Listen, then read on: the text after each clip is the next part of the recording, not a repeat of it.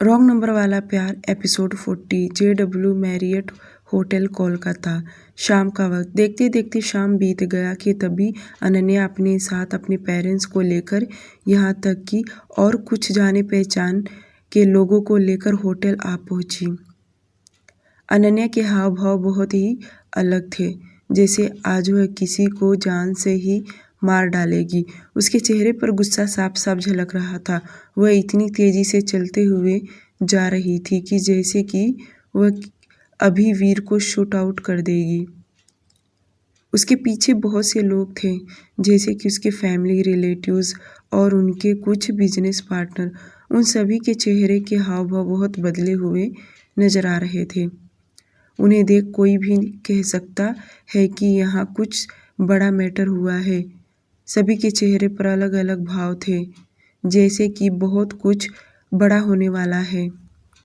अनन्या सभी को लेकर 4th फ्लोर रूम नंबर 701 के पास पहुंची और वह एक लंबी सांस लेकर दरवाज़ा खटखटाने लगी। अंदर से दरवाज़ा मोहित ने खोला और जैसे अनन्या की नज़र मोहित पर गया, मोहित की नज़र अनन्या पर मोहित ने कुछ रिएक्ट नहीं किया।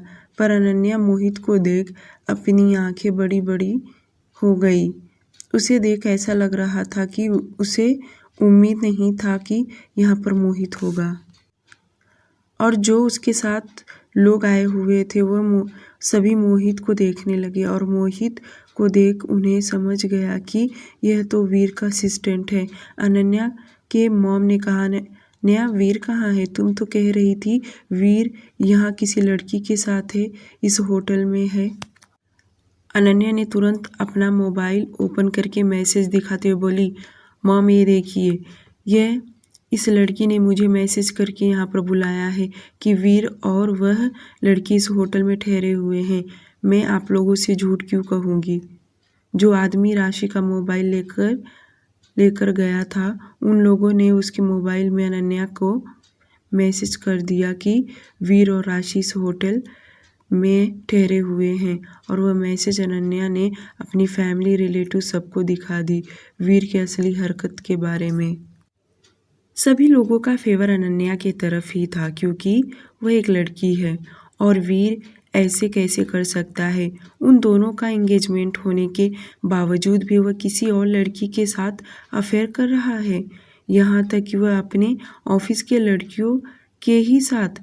सभी लोग इस वक्त वीर पर चढ़ चुके थे और सभी लोग अपने नए नए राय देने लगे। सब लोग अनाप शनाप बोले रहे थे, कोई अच्छा नहीं कह रहा था। तभी मोहित बोला, प्लीज़ आप सब बिना कुछ जाने सर के ऊपर इल्ज़ाम नहीं लगा सकते। आप सब पहले अंदर चलिए। और सभी लोग जैसे अंदर गए कि वीर एकदम बोसी लुक में सोफे पर बैठा था, एक पैर दूसरे पैर पर रख के सिगरेट की लंबी लंबी कश ले रहा था। बिल्कुल एक डेविल जैसा दिखाई दे रहा था। अनन्या अपनी नज़र चारों तरफ घुमाते देख बोली, वीर सच सच बताओ, ये सब क्या है? क्या तुम यहाँ किसी लड़की के साथ थे जिसने मुझे मैसेज करके यहाँ पर बुलाया है? अनन्या ऐसा दिखा रही थी जैसे कि उसके ऊपर दुख के पहाड़ टूट पड़े हो और वह वीर को घूर कर देख रही थी और वीर सिगरेट पीने में इतना मग्न था, यहाँ तक कि जितने लोग हो उसे कुछ फर्क नहीं पड़ रहा। उसका ये रवैया देख जितने भी लोग वहाँ मौजूद थे वे सभी को गुस्सा आने लगा। आखिरकार वह उनके घर का दामाद होने वाला है और ऐसे अश्लील हरकतें कर रहा है। अनन्या की मॉम आगे आकर बोली, वीर ये सब क्या है? क्या तुम अपनी मान मर्यादा भूल गए हो कि तुम्हारा और अनन्या का एंगेजमेंट हो चुका है? अगर तुम कहते तो हम तुम दोनों की शादी जल्दी करवा देते, तुम्हें ये सब करने की क्या ज़रूरत है? अनन्या की मॉम बोलते जा रही थी। वहीं वीर सिगरेट का धुआं अपने मुंह से छोड़ते जा रहा था। उसने अपने मुंह से एक भी शब्द नहीं निकाले। उसका ये एटीट्यूड देख सभी को और भी गुस्सा आने लगा। होटल रूम का माहौल बहुत ही अजीब हो चुका था। अनन्या को अंदर से अजीब सी फीलिंग आने लगा। आखिर उसने जैसा प्लान सोची थी वैसा तो बिल्कुल भी दिखाई नहीं दे रहा। आखिर ये राशि है कहाँ, दिखाई नहीं दे रही और मोहित यहाँ क्या कर रहा है?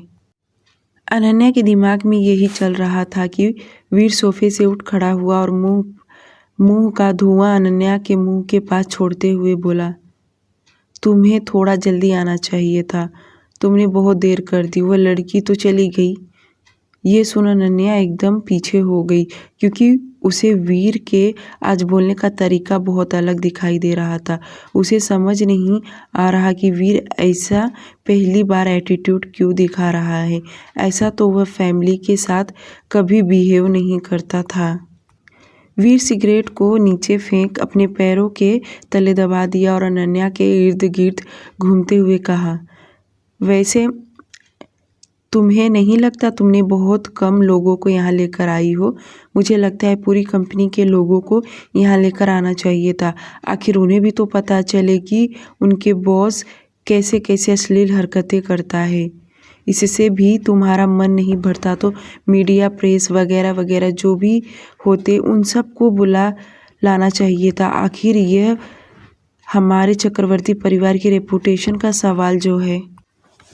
अनन्या 1% भी समझ नहीं पा रही थी कि वीर कहना क्या चाह रहा है।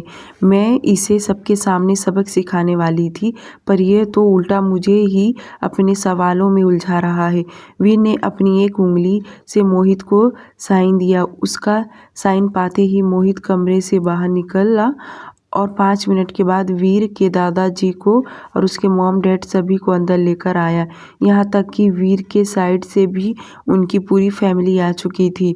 आखिर ये कोई छोटी बात नहीं थी। अगर सच्चाई सबको बताना है तो पूरे अच्छे से बताना ही पड़ेगा। वहाँ पर सभी मौजूद थे सिवाय राशि को छोड़कर। अब उस होटल रूम में इतने लोग मौजूद हो गए कि एक छोटा सा सेमिनार हो सकता था। और वीर अपने दोनों हाथ जेब पॉकेट में डाले सभी की तरफ देख तेज आवाज़ में बोला, तो आप सभी लोग यहाँ पर मौजूद हैं तो मुझे अपना पक्ष रखना चाहिए। वीर के दादाजी सोफे पर बैठे थे। उनके हाथ में इस वक्त छड़ी था और वह भी वीर के बातों को बड़े गौर से सुन रहे थे। वीर के दादाजी बोले, वीर जो भी कहना है साफ साफ कहो, ऐसा यूं ही पहेलियां मत उलझाते रहो। वीर हल्का मुस्कुराया और बोला, तो अनन्या पहले तुम स्टार्ट करो। तुम्हें मुझ पर शक है ना कि मैं इस होटल में किसी लड़की के साथ था, तो बताओ वह लड़की कौन है और कहाँ है। अनन्या ने झट से अपना मोबाइल ओपन की और वह मैसेज दिखाने लगी। बारी बारी से सभी ने उसका मोबाइल लेकर मैसेज देखा। वीर के दादाजी से लेकर उसकी मॉम, उसके डैड, सभी लोगों ने वीर की मॉम भी वीर के ऊपर गुस्सा आने लगा क्योंकि उसे मैसेज में वीर का नाम जो लिखा था। अनन्या ने अपनी आंखों में आंसू लिए रोते हुए बोली, दादा जी मेरे साथ यह नाइंसाफ़ी हो रहा है कि वीर और मेरा एंगेजमेंट पहले ही हो चुका है। वीर अपने एम्प्लॉयज़ के साथ यहाँ पर आकर ये गंदी काम कर रहा है। मुझे वीर के हरकतों पर बहुत बुरा लग रहा है, इसीलिए मैंने डिसीजन ली हूँ कि मैं ये एंगेजमेंट तोड़ रही हूँ। उसके समर्थन में सभी लोग तैयार हो गए सिवाय वीर के फैमिली और अनन्या के पापा आगे आते हुए बोले, हमारी बेटी का रिश्ता हम आपसे तोड़ रहे हैं और बदले में हमारी फैमिली का जो नाम बदनाम हुआ है उसकी भरपाई आप लोग करेंगे। ये शब्द सुन वीर अनन्या के पापा के पास आया और गोल गोल चक्कर लगाते हुए बोला, आपने अपनी बेटी के साइड से तो सभी बातें सुन लिया, अब आप मेरी बातें गौर से सुनेंगे। जो बोलना है उसे बोलने दो, अपनी बातें रखने दो। वह क्या कहना चाह रहा है आगे का हम देख लेंगे। वीर को अपने दादाजी का सपोर्ट देख उसका सीना और भी चौड़ा हो गया और वह अपने दादाजी के सामने आकर कहा, दादू मैं भी आपकी तरह हूँ, कोई सुनी सुनाई बातों पर यकीन नहीं करता हूँ। मैं जो भी कह रहा हूँ वह पूरे सबूत के साथ कह रहा हूँ। वीर को इतना कॉन्फिडेंस देख अनन्या पूरी तरह घबरा गई थी और वह अपने मन में सोचने लगी, क्या राशि ने इसे सब कुछ बता दिया? नहीं नहीं, ऐसा नहीं हो सकता। पर राशि इस वक्त है कहाँ? वह तो दिखाई नहीं दे रही। अनन्या अपने ख्यालों में थी कि उतने में वीर ने चुटकी बजाते हुए मोहित को कुछ इशारा किया। उसका इशारा पाते ही मोहित ने एक छोटे से बैग में से हॉस्पिटल का पेपर वीर के हाथ में दे दिया। वीर उस पेपर को ओपन कर रहा था कि अनन्या अपनी आंखें छोटी करते हुए वीर के हाथों को देख रही थी। यहाँ तक कि सभी की नज़र वीर के हाथों पर ही था। जब वीर ने पेपर को अपना ओपन किया और सभी के तरफ दिखाते बोला, सभी लोग इसे ध्यान से देखिए, यह आपकी बेटी का मेडिकल रिपोर्ट है जो इस वक्त प्रेग्नेंट है और यह बच्चा किसी और का है। वीर के मुंह से जैसे अनन्या ने अपनी सच्चाई सुनी, उसके पैरों तले जमीन खिसकने लगा।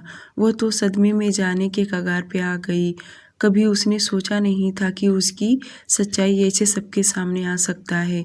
पर अनन्या इतनी चालाक थी कि वह तुरंत वीर के हाथ से पेपर छीनकर उस पर पहले नाम देखी, जो कि मैरी जॉन के नाम से मेडिकल रिपोर्ट था। उसने वीर का कॉलर पकड़ते हुए बोली, ये फर्जी रिपोर्ट तुमने बनवाया, यहाँ तक कि तुम ये भूल गए कि इस पर किसी और का नाम है और तुम मुझे इतनी गंदी गिरी हुई इल्ज़ाम लगा रहे हो। कहीं ऐसा तो नहीं ये मैरी नाम की लड़की कोई तुम्हारी गर्लफ्रेंड है? अनन्या की मॉम को अब बर्दाश्त नहीं हो रहा था कि इतने लोगों के सामने उनकी बेटी की इतनी इंसल्ट हो रही। वह आगे आकर वीर के ऊपर हाथ उठाए को हुई कि वीर ने वक्त रहते उनके हाथ को पकड़ लिया। अब वीर की आंखों में गुस्सा उतर आया था। उसकी आंखें इस वक्त पूरी तरह लाल हो चुकी थी। सभी लोग शॉक थे और वीर उनका हाथ झटकते हुए बोला, दोबारा ऐसी गलती मत करना, वरना जो रिश्ता मेरे फैमिली के वजह से आप लोगों का बना हुआ है वह सब मैं भूल जाऊंगा। तभी एक उनमें से उनके रिलेटिव एक मेंबर ने अनन्या के हाथ से मेडिकल रिपोर्ट लेते हुए वीर से पूछा, वीर इस मेडिकल रिपोर्ट में तो किसी और का नाम है, तो तुम अनन्या के ऊपर कैसे उंगली उठा सकते हो? क्या तुम अच्छे से बताओगे हमें तुम कहना क्या चाह रहे हो? वीर ने उस आदमी की तरफ देख कहा, अंकल मैं जानता हूँ आप लोगों को यकीन करना मुश्किल हो रहा है, इसलिए तो पूरे सबूत के साथ यहाँ पर मौजूद हूँ। वीर बोल ही रहा था कि मोहित ने लैपटॉप ऑन किया और लैपटॉप में एक पेन ड्राइव लगाया। यह उस टाइम का है, अनन्या हॉस्पिटल जाया करती थी और उन लोगों ने वहाँ से जो भी डॉक्यूमेंट निकलवाया था वह सभी सबके सामने रख दिया और उन्होंने वहाँ का सीसीटीवी फुटेज भी लाया था।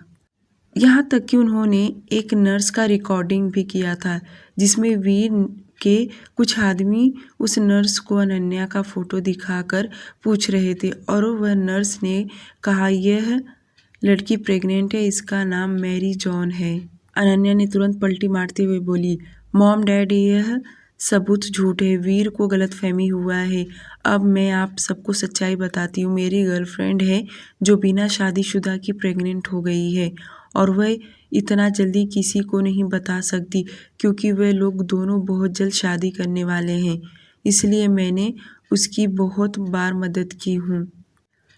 वह बोल ही रहा था कि वीर ने उसकी बात बीच में काटते हुए कहा, माना तुम सच कह रही हो तो क्या नर्स झूठ बोलेगी? और ये मत भूलो कि मैं आंखें बंद करके यह सब ढूंढा हूँ। बहुत दिनों से मैं तुम्हारे बारे में यह सब पता लगवाया। समझ में आई तुम्हें मेरी बात? अनन्या तुरंत वीर का हाथ पकड़ने को हुई कि वीर ने अपना हाथ पीछे कर लिया और कहा, अब तुम्हें मेरा हाथ पकड़ने का कोई अधिकार नहीं है, समझी तुम? ये बोलते वक्त वीर की आंखों में गुस्सा साफ दिखाई दे रहा था और अनन्या अपनी बात रखते हुए बोली, अगर तुम्हें इतना ही पता लगाना था तो सारी सच्चाई तुम पता लगा लेते। तुम मुझ से पूछते, मैं तुम्हें सब सच सच बता देती। अगर किसी को यकीन नहीं तो यह देख लीजिए। इतना बोलना कि अनन्या ने अपना मोबाइल ओपन किया और सभी के तरफ दिखाने लगी, जिसमें एक लड़की का फ़ोटो था, जिसमें वह लड़की और अनन्या के साथ उस फ़ोटो में थी और यह फ़ोटो हॉस्पिटल का था। उस फ़ोटो में वह लड़की प्रेग्नेंट दिखाई दे रही थी। अनन्या ने जानबूझकर ये फ़ोटो अपने मोबाइल में रखी थी ताकि कभी उसके मॉम डैड को उस पर शक हुआ या उसकी कभी तबीयत बिगड़ा, उसको हॉस्पिटल जाना रहेगा तो वह आसानी से झूठ बोलकर जा सकती है। इसलिए उसने अपनी फैमिली से झूठ बोलने के लिए ये सब की थी, पर उसे आज सबके सामने खुद को इनोसेंट बनाना था। अनन्या अनन्या का 3rd मंथ चालू था। अभी भी अनन्या के मॉम डैड अनन्या के साइड से ही खड़े थे। वह सभी लोगों के साथ आर्ग्यूमेंट करने लगे कि जो अनन्या बोल रही है वही सही है। इन सब से अनन्या के कोई भी प्रूफ नहीं इकट्ठा हो पा रहा। तभी मोहित ने होटल का वीडियो प्ले किया जिसमें अनन्या लगभग 3-4 घंटे उस होटल में थी। उसके आने का टाइमिंग, जाने का टाइमिंग और रूम से निकलने के वक्त का टाइमिंग, जो एक लड़के के साथ वह निकल रही है। यह वीडियो देख अनन्या का हाथ पैर कांपने लगा। वह थर-थर कांपने लगी और अपने हाथ अपने मुंह पर फेरते हुए जल्दी-जल्दी प्रिपेयर करने लगी कि उसे आगे क्या कहना है। अब सभी लोगों की नज़र अनन्या पर था और अनन्या अपनी नज़रें चुराने लगी। तभी वीर के दादाजी तेज आवाज में बोले, अनन्या अब तुम बोलो, क्योंकि हम सब तुम दोनों की बातें सुनना चाहते हैं। आखिर पता तो चले कौन सच है और कौन झूठ। अनन्या अपने मन में कहने लगी, आखिर कब से वीर इतना चालाक हो गया। इसे तो पहले खुद को खाने के लिए भी वक्त नहीं था और आज ये मेरे बारे में इतना सब कुछ पता लगा लिया। उधर इटली रोम सिटी। शगुन अथर्व के पैर पर अपना सिर रखकर सोई हुई थी और अथर्व उसके सिर को हल्के हाथ से दबा रहा था। और थोड़ी ही देर में डॉक्टर एलिना आई। सर्वेंट लुसिया उन्हें अथर्व के कमरे में लेकर गई। डॉक्टर एलिना को देख अथर्व ने शगुन को अच्छे से बेड पर सुला दिया और वह उसका इलाज करने लगी। आज डॉक्टर एलिना को उसका इलाज करने का टाइम लगभग 10 मिनट ही गया। डॉक्टर एलिना भी अंदर से आश्चर्यचकित हो रही थी। भला कोई सिर दर्द के लिए डॉक्टर बुलाता है क्या? डॉक्टर एलिना ने अथर्व से बोली, जब यह सोकर उठेंगी तो इन्हें यह टैबलेट दे देना। बहुत ज़्यादा स्ट्रेस लेने या के वजह से उनका सिर दर्द हो रहा है। उन्हें थोड़ा घूमने फिरने या खुले जगह पर घूमने देना चाहिए ताकि वह माइंड से फ्रेश हो सके। अथर्व और डॉक्टर एलिना का लगभग 20 मिनट शगुन को लेकर बातें किए। उसके बाद अथर्व ने उन्हें जाने के लिए परमिशन दे दिया और उनके जाने के बाद अथर्व वापस शगुन के पास आकर बैठ गया। देखते देखते शाम हो चुका था और शगुन की जब आंखें खुली और वह उठी तो अथर्व उसके सामने बैठा था, एकटक उसे ही देख रहा था। और जब शगुन उठकर बैठी तो अथर्व ने सर्वेंट लुसिया से कहा उसके लिए ब्लैक टी लेकर आए। शगुन को याद आया कि अथर्व कुछ देर पहले उसका सिर दबा रहा था जिससे उसे काफ़ी अच्छी नींद लग गई थी। अब शगुन ने जानबूझकर अथर्व के करीब आते हुए बोली, प्लीज़ मेरा सिर वापस दबाओ ना। आज शगुन सामने से उसे ऑफर दे रही थी। भला अथर्व क्यों पीछे हटता या कुछ कहता कि शगुन वापस उसके पैर पर अपना सिर रख दी और अथर्व उसे वापस उसके सिर को हल्के हाथ से सहलाने लगा। कुछ ही देर में अथर्व ने उसे ब्लैक टी के साथ स्नैक्स भी खिलाया और एक छोटी सी टैबलेट दिया ताकि उसे आराम मिले। अथर्व का उसके लिए इतना केयर करता देख शगुन को भी अच्छा लग रहा था, पर वह दिखाना नहीं चाहती थी। इधर इंडिया में मुंबई आहूजा विला। शाम के वक्त में दिशा माहिर के कमरे में गई और उसके कमरे को पूरा देख रही थी। उसके बेड के ऊपर साइड में वॉल उसका बहुत बड़ा तस्वीर लगा हुआ था। दिशा ने उसके फ़ोटो को अपने मोबाइल में क्लिक कर लिए। अब अपने मोबाइल में उसके फ़ोटो को देख किस कर दी। दिशा उसके बेड पर जाकर बैठ अपना हाथ उसके बिस्तर पर फेरते हुए रोने लगी। उसे माहिर की बहुत याद आएगा। यहाँ तो वह उसे देख लिया करती थी, पर वह इतनी दूर चली जाएगी तो उसे कैसे देखेगी। यही सब सोच उसे अंदर से उसका दिल टूटकर बिखर रहा था। फिर उसके बिस्तर से उठी और वार्डरोब की तरफ चली गई। उसने उसके कपड़ों को देखने लगी जो हजारों के तादाद में उसके कपड़े सेट किए गए थे। उसने उसमें से एक शर्ट निकाल लिए और अपने चेहरे पर लगा फूट फूट कर रोने लगी। इस वक्त उस कमरे में कोई नहीं था। तो अंदाज़ा लगा सकते हैं कि उसका रोने का आवाज़ पूरे कमरे में गूंज रहा था। वह बहुत टूटकर रो रही थी, उसका दिल ही जानता होगा। उसकी इस हरकत से रोने से उसके शर्ट गीला हो गया। यूं ही 15 मिनट तक वह रोती रही। कोई देख ना ले इसलिए उसने झट से अपने आंसू साफ की और माहिर का शर्ट जल्दी से फोल्ड करके हाथ में छुपाकर उसके कमरे से बाहर निकली और उसके शर्ट को अपने पैकिंग बैग में रख ली, क्योंकि उस शर्ट से उसके बदन की खुशबू जो आ रहा था। दिशा ने अपनी सारी पैकिंग कर ली थी। उसका सब मिलाकर 2 सूटकेस हो गया था और वह अपने कमरे से सूटकेस निकालकर लिविंग एरिया में लेकर आई। उसको जाता देख सविता आंटी बहुत दुख हो रहा था। उन्होंने दिशा के लिए इडली सांभर बनाई थी ताकि खाकर जाए। उधर ऑफिस में माहिर जल्दी जल्दी निकलने की कोशिश कर रहा था, क्योंकि वह जानता था कि विशाल विला पहुंच चुका है और वह दिशा को लेकर अपार्टमेंट चला जाएगा। और माहिर दिशा से एक बार मिलना चाहता था और कुछ उसे समझाकर भेजना चाहता था, पर वह जैसे निकलने को हुआ कि आनंद जी ने उसे कॉल करके काम लगा दिया और यह काम बहुत ही ज़्यादा इम्पोर्टेंट था, जिसकी वजह से माहिर को वापस अपने कैबिन में बैठना पड़ा। पर वह जल्दी जल्दी अपने लैपटॉप में काम कर रहा था ताकि वह जल्दी सब खत्म करके निकल सके, वरना दिशा चली जाएगी और वह उसे बिना मिले जाने नहीं दे सकता। इधर विशाल लिविंग एरिया में बैठा था, क्योंकि दिशा इडली सांभर खा रही थी, वह भी सविता आंटी के बार बार कहने पर। कैबिन में बैठा माही ने जल्दी से विशाल को कॉल किया और कहा कि थोड़ी देर और इंतज़ार करे, क्योंकि उसे आने में लेट हो सकता है। विशाल माहिर के साथ बातें कर ही रहा था और उन दोनों की बातें दिशा ने सुन लिया और जैसे विशाल ने कॉल काटा कि दिशा डाइनिंग टेबल से उठ खड़ी हुई और उसके पास आते हुए बोली, विशाल जी, अब हमें निकलना चाहिए वरना लेट हो जाएगा। ये सुन विशाल ने कहा, दिशा मैडम, माहिर सर का ऑर्डर है कि हमें थोड़ा देर और इंतज़ार करना चाहिए, क्योंकि माहिर सर आ रहे हैं। वह आपसे मिलना चाहते हैं। पर दिशा माहिर से मिलना नहीं चाहती थी, इसलिए उसने विशाल से बोली, विशाल जी, अभी के अभी आप निकलिए, वरना बाद में मैं नहीं जाऊंगी और मुझे पढ़ाई भी करना है, इसलिए मेरा टाइम वेस्ट हो जाएगा। विशाल दिशा की बातें ध्यान से सुन रहा था, पर दिशा ने रट लगा ली और वह बोली, मैं माहिर जी से बात कर लूँगी, यहाँ तक कि उन्हें कह दूँगी कि वह अपार्टमेंट आ जाए।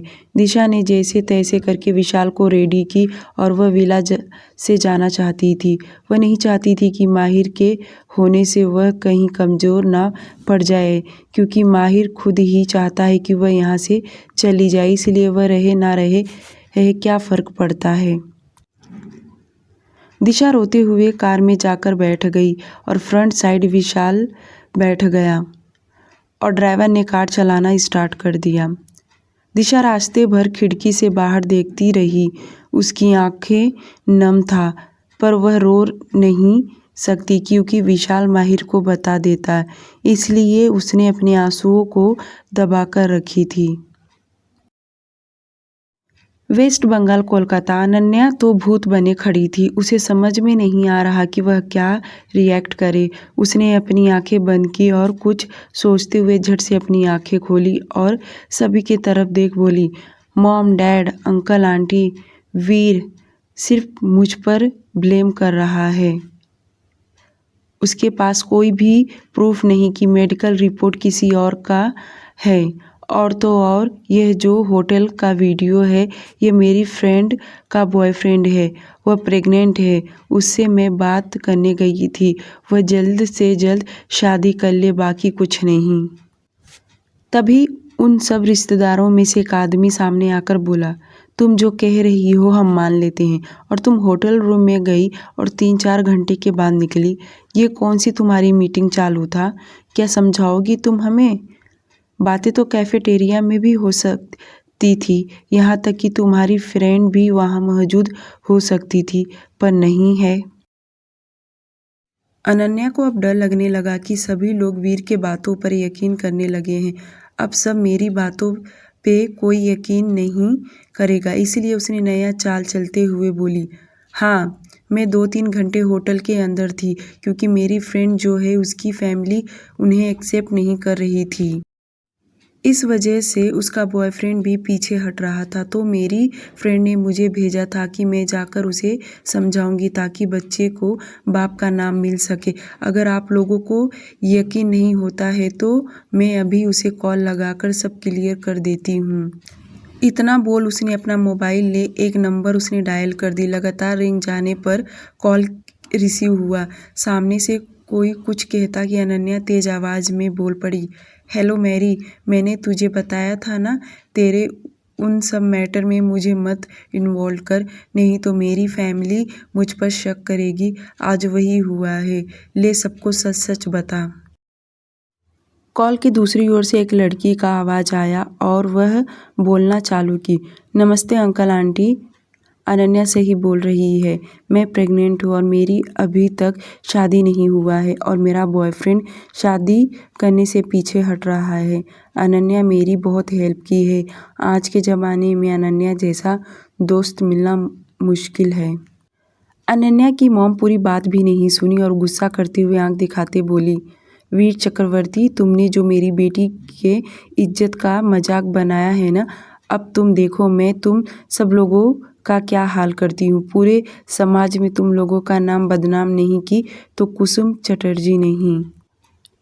अनन्या अपने मन में सोचने लगी, अच्छा हो गया मैं इसे इस काम के लिए पहले ही हायर करके रखी थी। उसे वह पल याद आने लगा जब उसने खुद को बचाने के लिए एक लड़की को पैसे देकर यह काम के लिए हायर की थी कि कभी उसके घर वालों को शक हुआ तो इस लड़की को कॉल करके झूठ बोलने के लिए बोल देगी। और उसने वैसे ही बोला जैसे कि अनन्या ने उसे बोलने के लिए कहा था। आज उसकी ट्रिक काम कर गया और एक बार फिर से सभी लोगों की नज़र वीर पर जा टिक गया। सभी इस वक्त उसे गुस्से से घूर रहे थे। वीर के मॉम को भी अब टेंशन आने लगा कि वीर इस हरकत से कहीं उनके समाज में मुंह दिखाने के लायक नहीं रहेंगे। आखिर उनका बेटा साबित क्या करना चाह रहा है। उसकी मॉम यही सोचकर टेंशन लेने लगी। वीर के पापा आगे आकर बोले, वीर तुम ठीक नहीं कर रहे हो बेटा। सबका सपोर्ट पाकर सब अनन्या भी कहाँ चुप रहने वाली। यही मौका है गर्म लोहे पर हथौड़ा दे मारे, और उसने वैसा ही किया। वीर को उंगली दिखाते हुए बोली, तुम्हारी हर हरकतों को मैं नज़रअंदाज कर देती, पर तुम मुझ पर ही ब्लेम कर रहे हो बिना सच्चाई जाने। तुम इतना सब कुछ छुप छुपा के पता लगा रहे थे तो सारी सच्चाई अच्छे से पता लगा लेते ना। अच्छा, तो तुम सच बोल रही हो, वीर ने उसका मजाक बनाते हुए यह शब्द बोला। अनन्या फिर से खामोश हो गई। उसे अब वीर से बहुत ज़्यादा डर लगने लगा था। वह मन में बहुत सारे ख्याल आने लगे। न जाने इसे क्या क्या पता चल चुका है मेरे बारे में, और वह खुद को कितना डिफेंस करेगी। इसलिए वह नाटक करते हुए वीर के करीब गई और इमोशनल होते हुए बोली, वीर, हम दोनों एक दूसरे से प्यार करते हैं और हमारा एंगेजमेंट हो गया है। बहुत जल्द हमारी शादी होने वाली है और तुम्हें मुझ पर शक है। तुम मुझ पर यकीन नहीं कर रहे। उसकी बातें सुन वीर मुस्कुराने लगा। उसको इस तरह मुस्कुराता देख अनन्या को खतरे की घंटी महसूस होने लगा, क्योंकि इतना पोलाइट तो वह कभी हंसता नहीं। वीर थोड़ा पीछे सरका ताकि अनन्या उसे टच ना कर सके। फिर बोला, चलो मैं मान लिया कि तुम सच बोल रही हो, पर अब मैं जो पेश करूँगा शायद तुम उसे झूठ नहीं बोल सकती। वीर अपने एटीट्यूड में खड़ा रहा और बड़े एटीट्यूड के साथ बोला, मोहित, थर्ड गिफ्ट लेकर आओ। मोहित, जी बॉस, बोलकर होटल रूम से बाहर निकला और 2 मिनट में अपने साथ किसी को अंदर लेकर आया। अनन्या की नज़र जैसे ही उस शख्स पर गया, उसकी तो आंखें फैल गया। डियर लिसनर, आज के लिए सिर्फ इतना ही। प्लीज़ इस स्टोरी को लाइक और चैनल को सब्सक्राइब करना ना भूलें। प्लीज़ प्लीज़ प्लीज़ चैनल को सब्सक्राइब कीजिए। Thank you, bye. मिलते हैं नेक्स्ट चैप्टर में।